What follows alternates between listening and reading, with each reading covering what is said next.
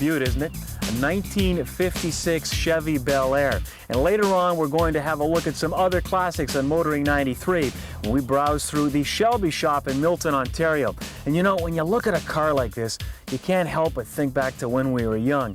And for some of us, that's longer than we care to admit. But you know, back in those days, it always seemed to me that the guys with the cool cars ended up with the cool ladies.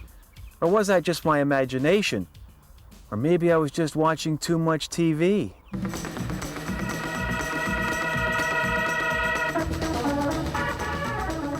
Every time I went to the beach with Albert, some big muscle guy was always kicking sand in his face.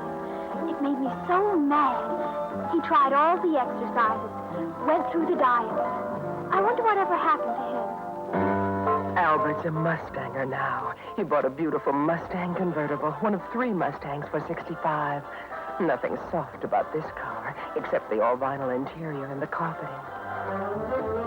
With a big 200 cubic inch strong arm 6, he's got a tough new kind of action.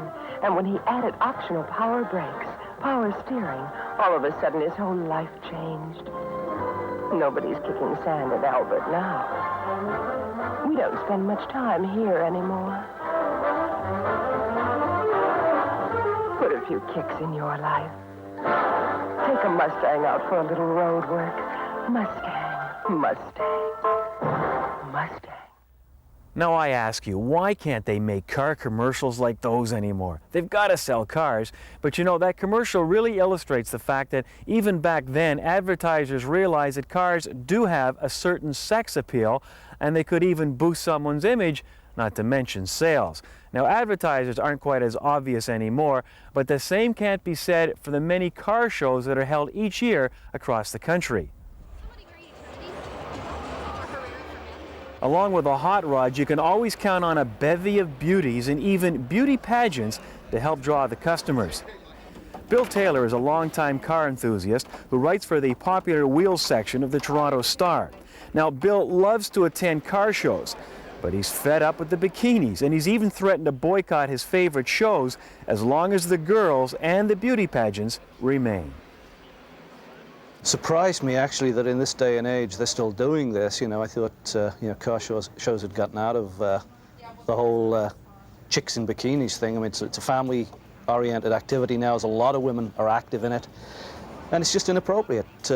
So I wrote the column saying, hey, this is the show, this is what they've got. They've also got the bikini pageant, and this is where I make my stand. I won't be there, and I didn't go. I've been going to shows in England, for a quarter of a century.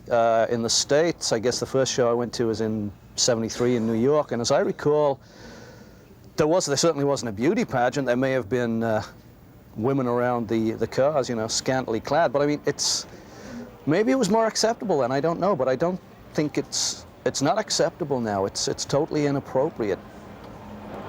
Well, I've always believed that in the past that cars and girls mix. And a lot of girls like fast cars, and I think that they add a little flavor. You know, you just don't want to have an all event for just men. You know, you got cars, women love cars, and guys love cars. And you know, I just think cars and girls mix. I think it's completely inappropriate. I think people come here because they want to see the cars, and I think it's really gratuitous to have women walking around half dressed at these types of shows. I feel that that women who do it should be really examining what they're doing here, and I just disagree with it. There you go, adds a little sunshine to you. It's not really an exploitation of women if the women choose to do it, right? So they can't be saying you're being exploited, this and that, when we are being, you know, we're doing it because we like to do it, and if we feel we're being exploited, we wouldn't do it. So if they don't like it again, they don't have to look at it. That's all I can say about that. We'd like a poster, $3 per poster, $5 for Polaroid. Okay, Tracy, do you think that do women belong at auto shows, or what do you think about that?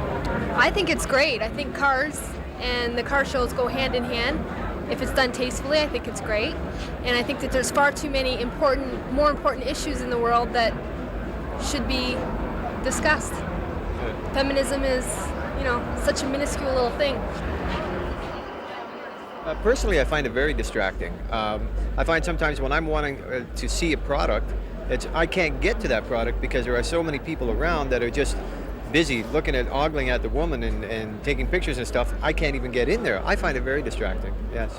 I'd like a poster, $3. I think girls and cars are synonymous. They both go together. Like, the girls bring the guys out to the show and the guys get their cars showing.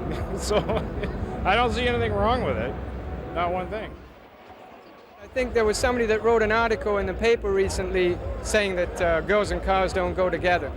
But I'm sure if you've seen for yourself, the two go like a hand in glove. You can't do without them. And besides that, GM is still using girls to advertise their product. It might be a little bit more subtle, but it's still being done. You have the lady in the car, driving the car, telling people how well it handles, what a beautiful color it is, the interior is so perfect for her. That's using women to advertise. So it's being done.